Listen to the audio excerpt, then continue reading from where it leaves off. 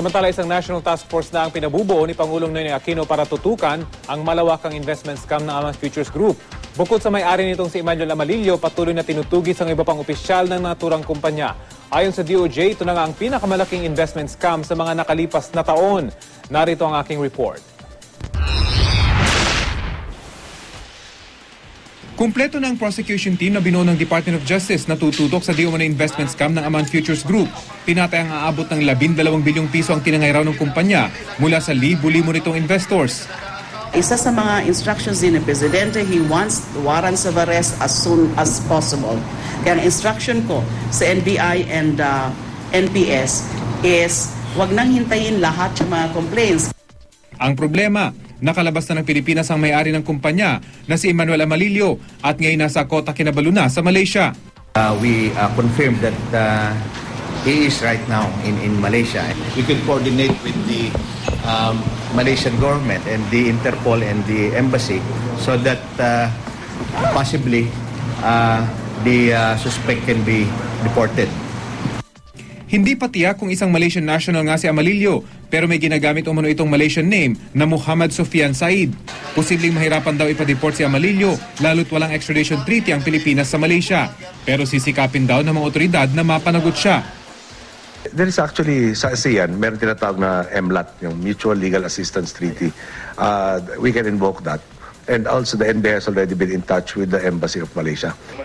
Ayon sa Bureau of Immigration, may sariling eroplano at sasakyang pandagat daw si Amalillo, kaya hindi raw malayong nakapuslit siya sa backdoor ng bansa.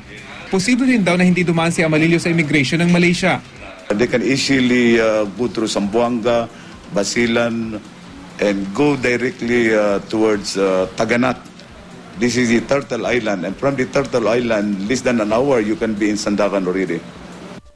Ayon sa NBI Pagadian, noong Setyembre pa nakaalis si Amalillo sa lugar. Pinaghahanap na sa ngayon ng iba pang opisyal ng kumpanya at mga ahenteng sangkot sa di-umano'y investment scam.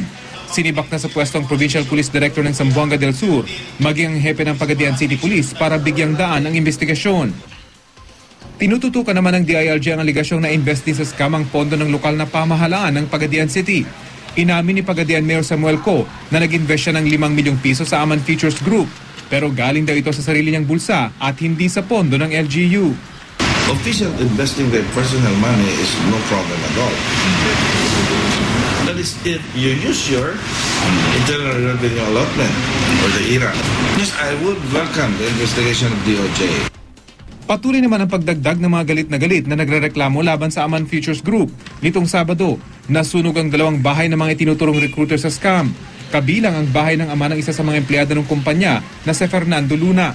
Palagay ko, ito na lang yung galit, yung frustration ng mga investor. Nitong Martes naman, natagpuang patay ang LTO Pagadian officer na si Anwar Zainal sa Tambulik, Zamboanga del Sur. Isa sa tinitinang motibo sa krimen ang pagkakasangkot di umano nito sa Aman Futures Group. Hindi pa rin natin ma-develop yung incident na yan na connected with Aman. Ang motibo na maibibigay namin ng personal grudge lang.